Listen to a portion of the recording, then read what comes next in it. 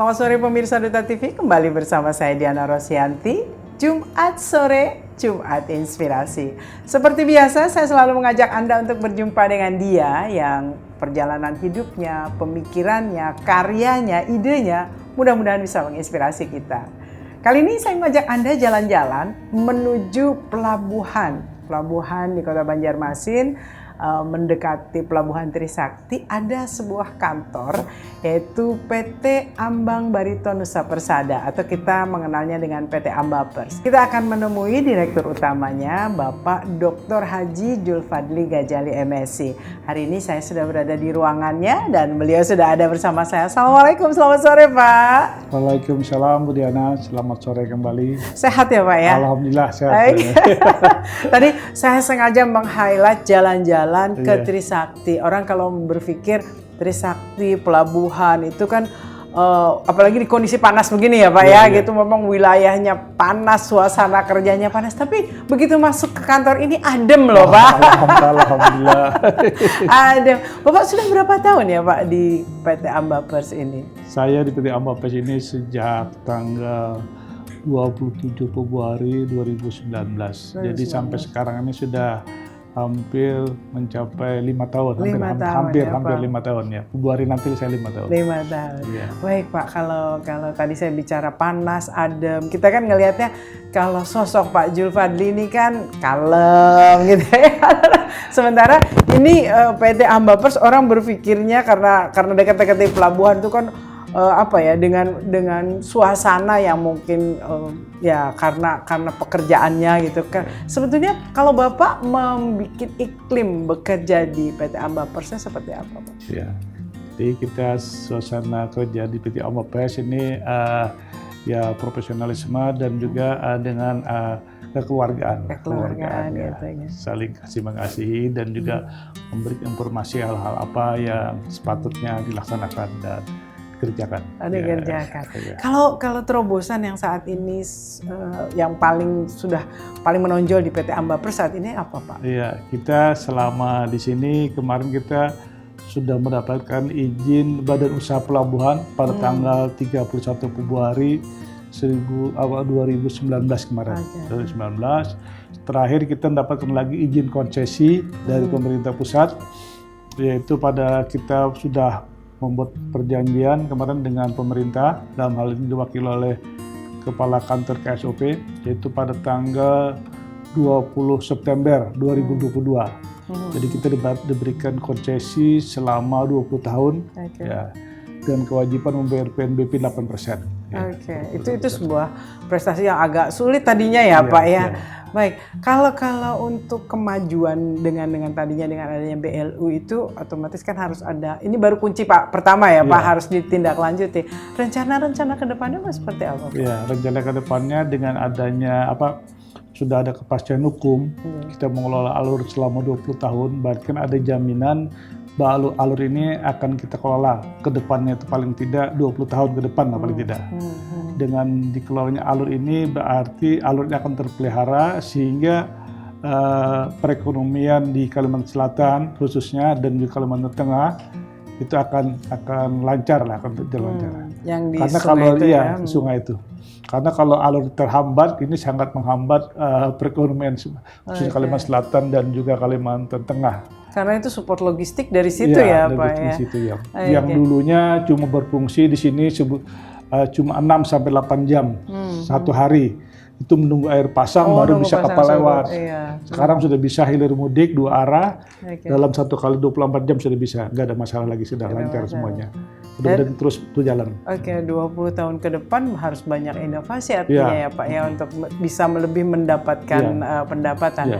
Rencana pengembangannya mau bagaimana? Pengembangan ke depan nanti di samping kita mengelola alur ini dan juga nanti kita akan mengadakan juga wisata alur. Kita akan masih kerjasama dengan dari beberapa pengusaha yang pengelola kapal. Nah, kita lakukan wisata alur dan juga kedepannya juga nanti kita buat juga nanti sewa menyewa tongkang dan kapal-kapal. Begitu juga nanti dengan penginapan untuk anak buah kapal, sehingga bisa berkembang lebih jauh lagi. Artinya jadi banyak unit-unit usaha Iya, yang bisa usaha. dikerjakan ya Pak, Iya. sektor usahanya. Baik, ini kembali ke Pak Julfadli. Kalau Anda melihat beliau begitu tenang dengan tampilan begini, Bapak ini kan kalau kita flashback ya, perjalanan karirnya tuh panjang begitu, sambung menyambung. Iya. Kalau dari catatan kami, Bapak kan berkarir sebagai ASN dulunya ya, Pak, sampai ke posisi tertinggi sebagai sekretaris daerah gitu. Nah, kalau Bapak melihat flashback gitu kan Pak, dari ASN di sampai ke level sekda, lalu sekarang memimpin di PT Ambabas, apa yang berbeda Pak? Ketika Bapak memimpin posisi tertinggi para ASN dengan di sini gitu loh Pak, apa yang berbeda menurut Bapak? Iya, saya kira ya kita sama-sama saja dalam hal ini di ASN. Memang saya dulu dari setelah camat saya Kadispenda di Tanah Bumbu, lanjut saya sekda di Tanah Bumbu selama kurang lebih 5 tahun. Kemudian saya mencalonkan diri sebagai calon wali kota di sini kemarin, gagal. Setelah gagal, waktu itu saya masih ASN harus melepaskan jabatan waktu itu, jabatan. Dan saya kembali ke nol, jabatan saya nol. Setelah 1 bulan saya kembali ke Tanah Bumbu dengan posisi non-job. Kemudian saya dapat telepon dari Pak Wali Kota terpilih, Pak Muhyiddin waktu itu. Saya diminta untuk bergabung kembali ke Banjarmasin untuk dicalonkan lagi sebagai sekda. Kemudian saya mengajukan pindah ke Banjarmasin dan mengikuti tes kembali untuk mengikuti tes sekda kembali di provinsi dan bisa berhasil, alhamdulillah bisa berhasil. Kemudian saya dilantik sebagai sekda Banjarmasin, ya sama Pak Muhyiddin. Setelah itu saya ada lagi pencalonan wali kota yang kedua, calon diri lagi. Nah itu dalam hal ini saya harus melepaskan semua jabatan dan juga PNS saya lepas semua. Karena waktu itu aturannya udah nggak boleh cuti ya Pak sudah berubah. Dulu melepaskan jabatan, sekarang melepaskan PNS. ASN saya lepaskan. Dan juga setelah calon wali kota yang kedua itu saya juga belum berhasil atau gagal dengan posisi semua jabatan dan PHSN dilepas kembali ke nol. Pada saat kembali ke nol itu beberapa bulan kemudian saya diminta oleh Pak Gubernur sebagai staf khusus gubernur, salah satu staf khusus gubernur di Provinsi Kalimantan Selatan, staf khusus gubernur. Dan sampai di posisi sekarang. Ya, pertanyaannya ini menjadi menarik ya, Pak Julfadli itu kan dari Tanah Bumbu, lalu mencalonkan artinya bersaing, dengan wali kota saat itu, bersaing tetapi malah dipanggil kembali untuk mendampingi menjadi sekda. Pertanyaannya apa sebetulnya? Komunikasi seperti apa yang dipunyai oleh Pak Julfadli? Ketika orang akan melihatnya ini kayaknya gagal selesai begitu ya, tapi Pak Julfadli malah tetap posisinya tidak titik koma, lanjut lagi, tambah moncer lagi. Apa sebetulnya komunikasi atau rahasianya apa sih Pak gitu loh dalam menjalin hubungan dengan berbagai orang ini? Ya rahasianya yang utama itu ya selama saya bersaing jadi calon wali kota, kita tidak saling menjelekan. Kita selalu berpikir positif dan juga bersaing sehat. Sehingga pesaing-pesaing kita ataupun kandidat rival kita pun merasa aman. Kita tidak pernah mengganggu beliau-beliau itu. Kita memang berjuang punya bapak aja begitu ya. Tidak menjelekan, tidak sama-sama bersaing positif sajalah. Sehingga ketika kita kalah, beliau pun merasakan kita dipanggil. Setelah bergabung pun kita di Pemko tidak ada pengotakan. Ini orang sekda, ini orang wakil, ini orang wali kota, ada. Semua jadi satu kita. Semua jadi terima seketir itu ya. Oke. Ini menjadi menarik. Kita kayaknya harus gali lagi kalau Pak Julfadli kan bilang bahwa ya saya begini saja, pokoknya tidak menjelekan. Tapi pasti ada sesuatu yang menarik dari sosok beliau sehingga orang merasa nyaman dengan beliau. Kita akan kembali sesaat lagi.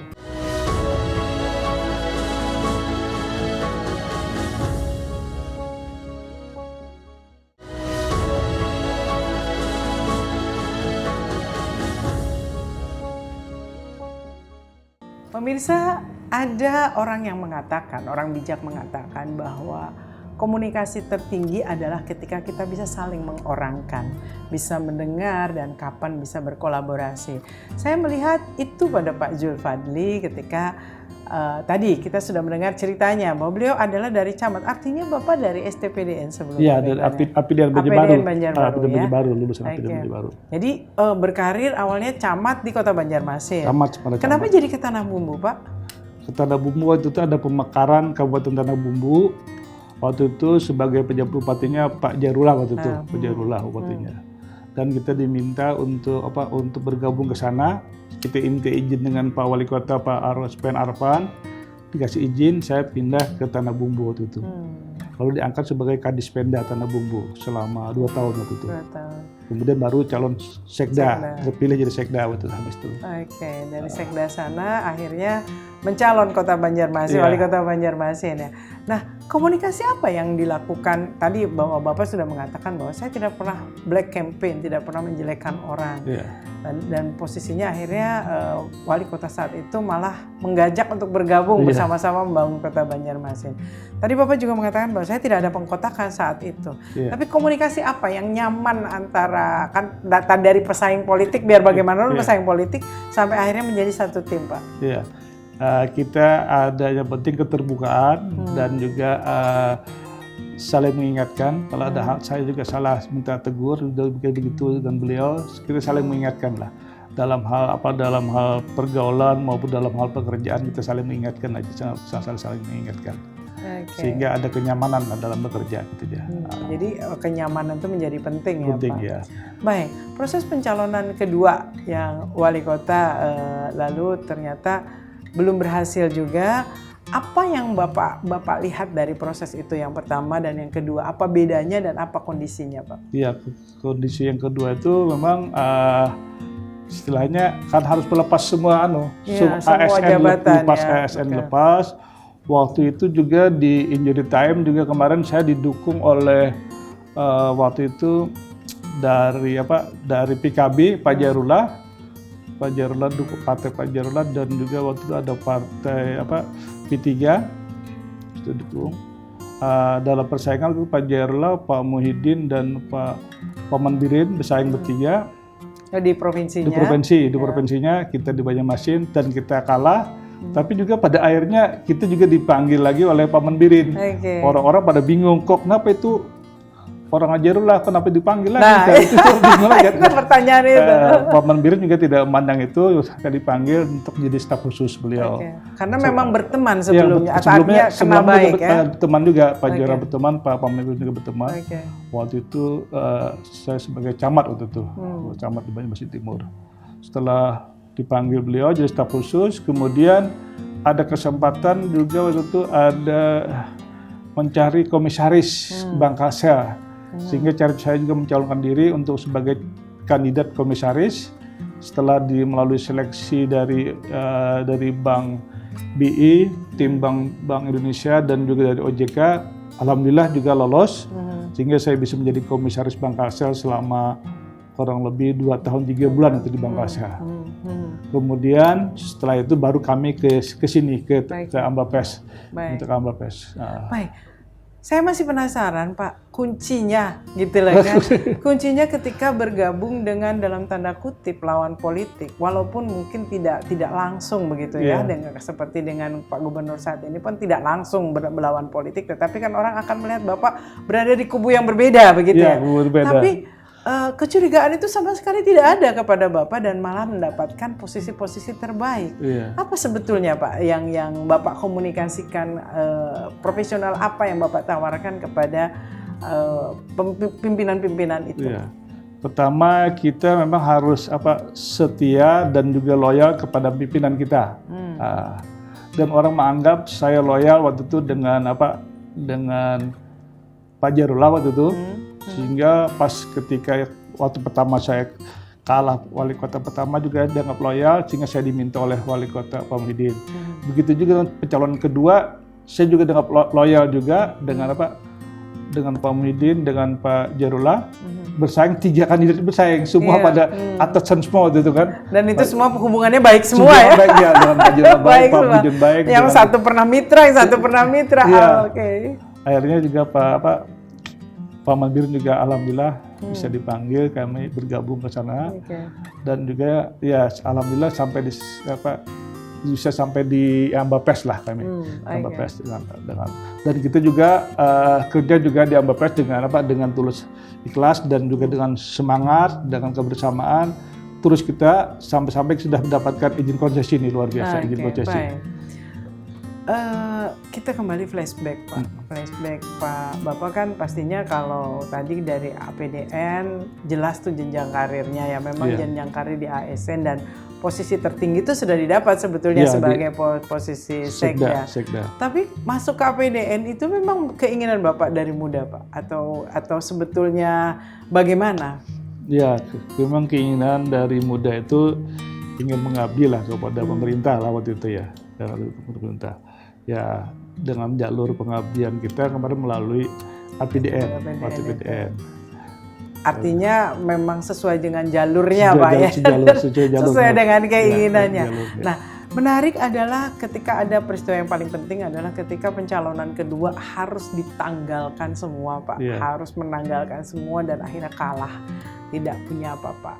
Apakah kondisi Bapak saat itu secara hati, secara keluarga, kan waktu itu belum dapat bayangan bahwa Bapak akan dipanggil lagi gitu lah kan untuk bisa bergabung di provinsi, kan pasti belum bayang. Tapi ketika segala sesuatu yang sebetulnya karirnya masih bisa panjang tapi ternyata selesai semua, itu apa yang Bapak rasakan Pak? Iya, waktu pada saat pasca pencalonan kedua itu memang itu harus melepas semuanya dengan kita menerima keadaan dengan ikhlas dan dengan sabar lah, jalannya aja.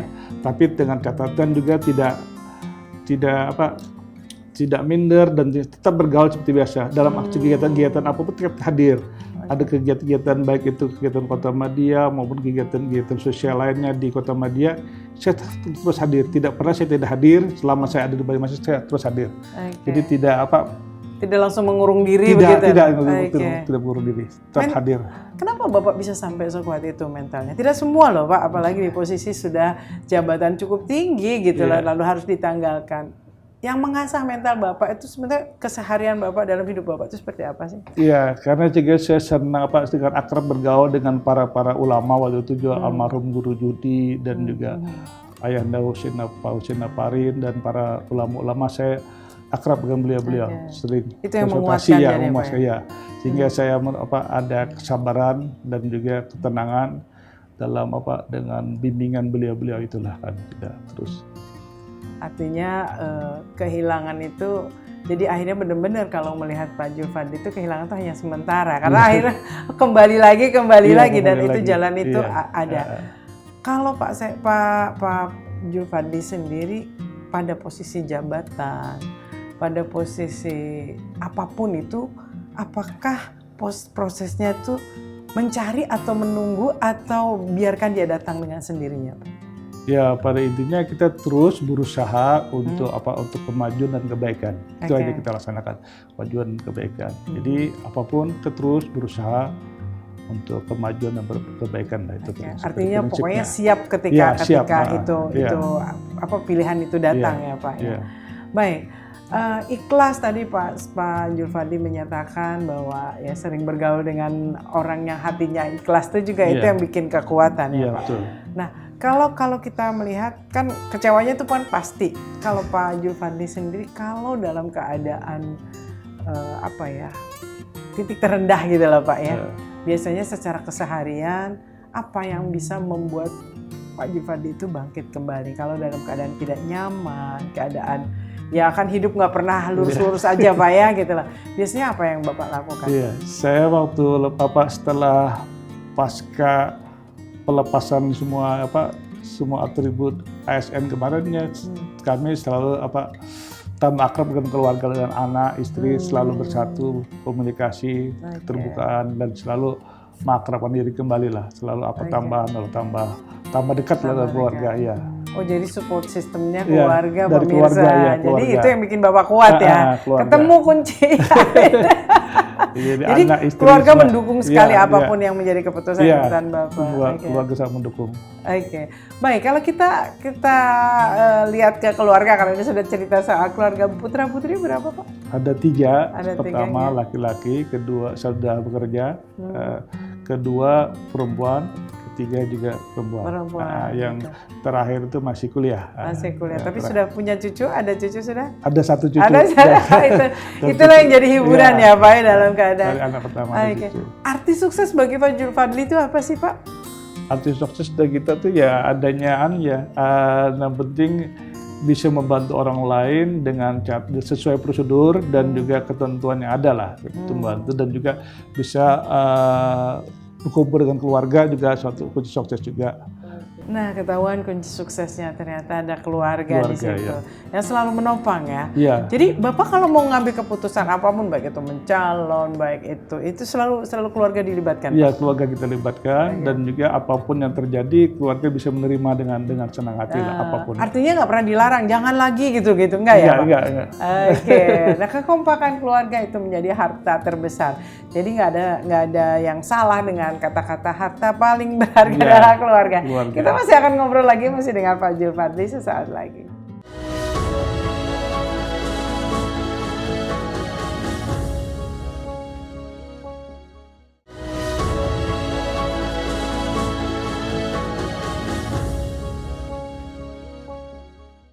Pemirsa, kita masih ngobrol-ngobrol dengan Pak Julfadli. Ingin flashback lagi yang lebih jauh lagi. Tadi kan sudah di posisi karir ya, bahwa beliau sampai ke cerita soal di STPDN dan camat. Tapi kita ingin Julfadli muda. Gitu ya, kita flashback.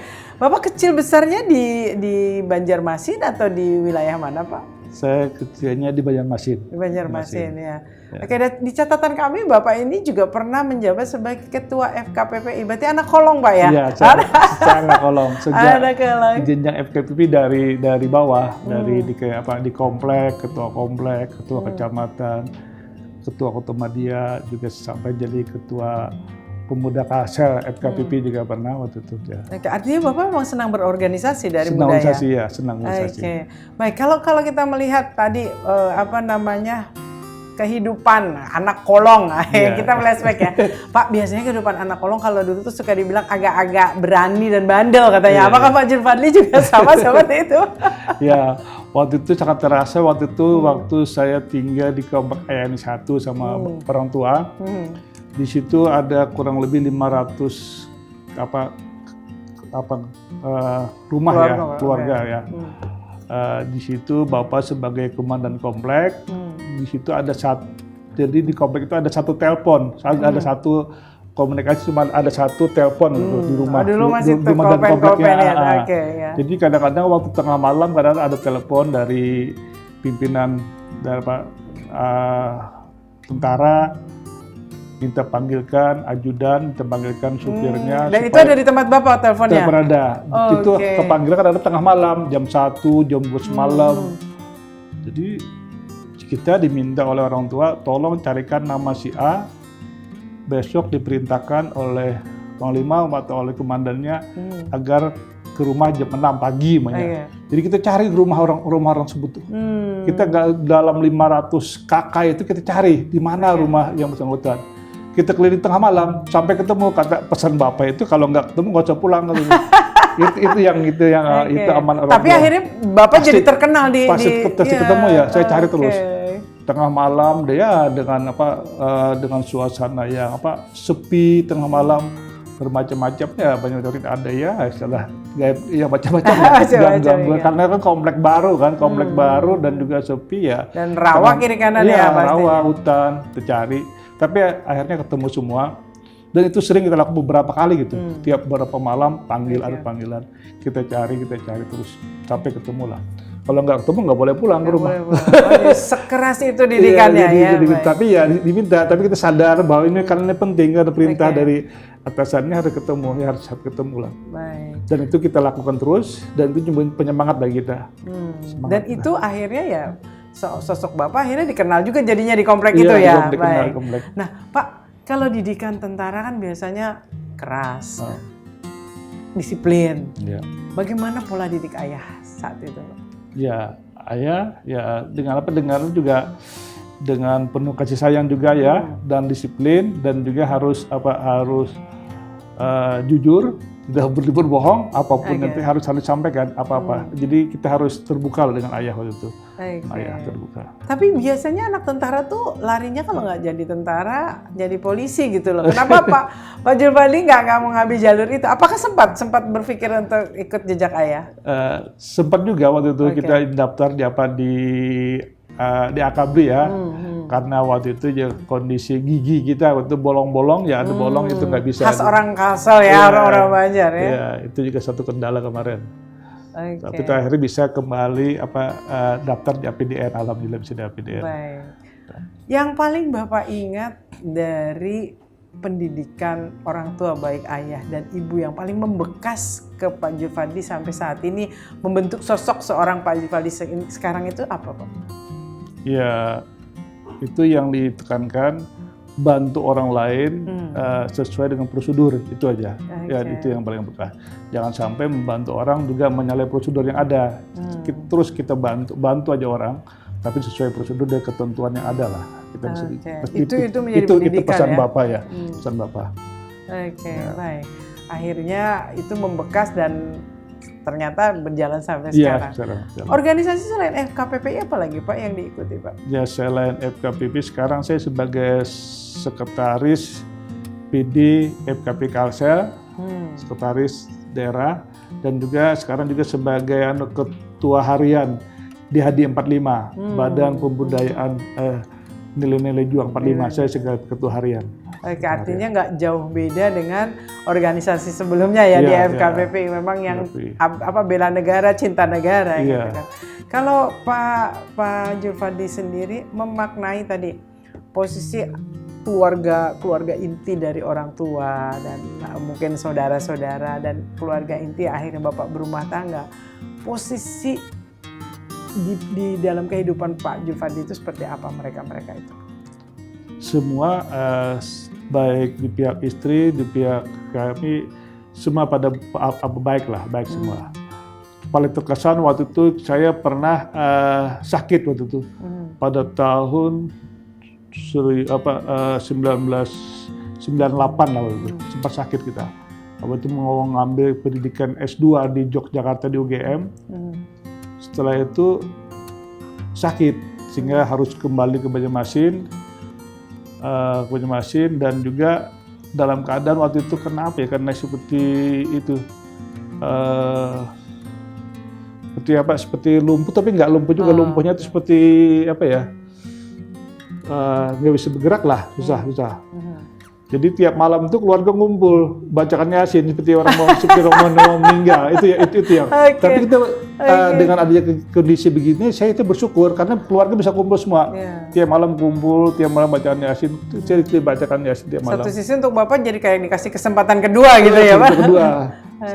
Setelah itu kita sembuh, kita berangkat lagi ke Jogja untuk ngadu pendidikan di UGM, di MAP UGM. Cepat-cepat keluarga ibu waktu itu banyak juga yang cerita, mohon maaf katanya, waktu Julfadli meninggal saya tidak bisa menengok katanya. Waktu itu karena waktu itu sudah bilang sakit keras kan ya kata. Ternyata saya bisa kembali lagi ke Jogja dan menyelesaikan pendidikan S2 waktu di Jogja sempat. Pada itu sudah pada ribut, orang pada sakit keras ya, sudah pada kumpul, atau nggak ada lagi kabar berita, dikira sudah meninggal. hidup kedua. Bapak sendiri dari peristiwa itu, ya kita anggap tadi ada kesempatan kedua, orang bahkan sudah menduga Bapak itu akan segera selesai lah begitu ya, akan kembali ke haribaannya. Tapi ternyata diberi kesempatan lagi, ternyata tambah sehat, malah berkarir moncer sampai sekarang. Apa Bapak maknai proses itu ketika tiba-tiba sakit yang luar biasa, bahkan orang menduganya akan selesai, itu bagaimana? Ya, tadi dengan apa? Dengan kita kesabaran dan keikhlasan tadi, kita sakit terima, karena ada hikmah di balik itu. Hikmahnya saya sakit, keluarga pada ngumpul semua, jadi tambah akrab. Itu yang hikmah yang terasa sekali bagi saya. Jadi antara kedua pihak keluarga, baik di pihak istri, di pihak saya, tambah akrab. Karena harus ngumpul terus tiap malam, tiap hari ngumpul, tambah akrab lah. Oke. Itu yang. Baik, kita ingin ngorek-ngorek Pak Julfadli lagi. Kan kalau di posisi sekarang, apalagi ketika tadi dari camat, naik karir, terus artinya kan dari sisi ekonomi, insya Allah mapan terus gitu loh. Pak Julfadli itu pernah susah nggak sih Pak?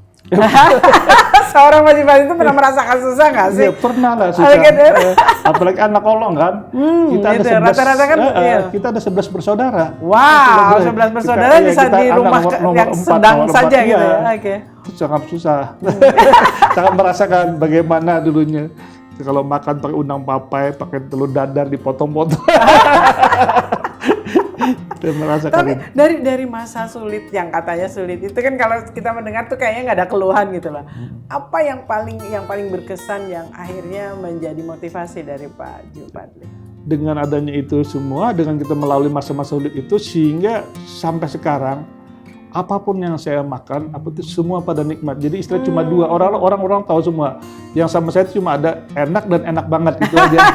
Apapun yang saya makan pasti itu. Apa? Nggak ada yang tidak pernah mengeluhkan dengan apa yang dimakan. Makanan, nggak pernah. Jadi istri juga sangat senang. Apapun dimakan, saya senang. Dimanapun berteman dimanapun saya pokoknya pasti nggak pernah. Jadi tidak pernah mencacat makanan nggak begitu. Pernah. Cecah makanan itu nggak pernah. Saya bilang enak semua enak lah. Apapun yang enak. Tapi kalau kondisi paling sulit dalam hidup Pak Julfadli itu apa sih Pak? Selama hidup dari mulai muda sampai sekarang menurut Pak Julfadli kondisi paling tersulit yang hampir drop lah gitu loh Pak. Sampai sulit waktu itu waktu saat kuliah aja. Karena kuliah waktu bersama ada yang kuliah di Fakultas Kehutanan, ada yang di Perbankan Keuangan di Malang. Saya kuliah di APDN sama-sama kuliah itu yang sama-sama kuliah. Sementara ada bapak meninggal, tinggal ibu, sehingga kalau ditanya karena sama ibu ada uang, ada. Saya bilang nggak pernah bilang nggak ada uang. Saya bilang ada terus, walaupun kita susah bagaimanapun. Saya bilang ada, cukup. Bekasi berapapun kita terima, cukup. Kita syukuri. Walaupun nanti pada saat pulangnya ke Banjarmasin dari Banjarbaru, kita naik apa aja bisa, naik mobil truk batu, naik apa aja kita naiki. Tapi tidak pernah cerita sama ibu. Bahwa kondisi nggak ada. Nggak pernah cerita. Apakah pernah bekerja waktu muda untuk ikut membantu ekonomi keluarga? Nggak kerja. Cuma kuliah aja, dan juga tidak pernah mengeluh. Dikasih berapapun kita terima, dan juga tidak pernah bilang kurang, tidak pernah. Bilang cukup. Walaupun pada kondisinya kenyataan di lapangan, ya harus jalan kaki, harus naik mobil batu, naik truk, macam atau berangkat juga, tapi nggak apa-apa. Dirasakan sendiri. Dan itu Bapak tidak pernah merasa menderita dengan kondisi itu? Oh, tidak menderita. Dijalani saja. Jalani aja. Ini kuncinya rupanya. Jadi beliau walaupun orang lain ngeliatnya susah dan itu sebetulnya susah sih sebenarnya gitu loh. Tapi tidak pernah merasakan itu sebagai sebuah tidak pernah mengeluh lah, biasa tidak mengeluh. Dari ayah dan ibu, orang yang paling meletakkan fondasi untuk sosok Pak Julfadli saat ini siapa Pak? Ya, ayah dan ibu sama-sama. Dua-duanya. Karena ibu dan ayah itu tidak pernah istilahnya berantem di depan anaknya. Tidak pernah berantem. Itu pelajaran. Iya, itu pelajaran. Kita tidak pernah. Walaupun apapun keadaan beliau, tapi tidak pernah berantem. Jadi kita selalu rukun beliau. Sampai beliau meninggal pun ya sudah. Alhamdulillah. Jadi sekarang ayah ibu sudah tidak ada ya? Sudah tidak ada. Baik. Hidup terus berputar, tetapi kadang-kadang namanya kita manusia merindukan sosok-sosok kecintaan kita di masa lalu. Kita masih akan gali lagi bagaimana rasa cintanya seorang Pak Julfadli kepada orang tuanya. Kita kembali sesaat lagi.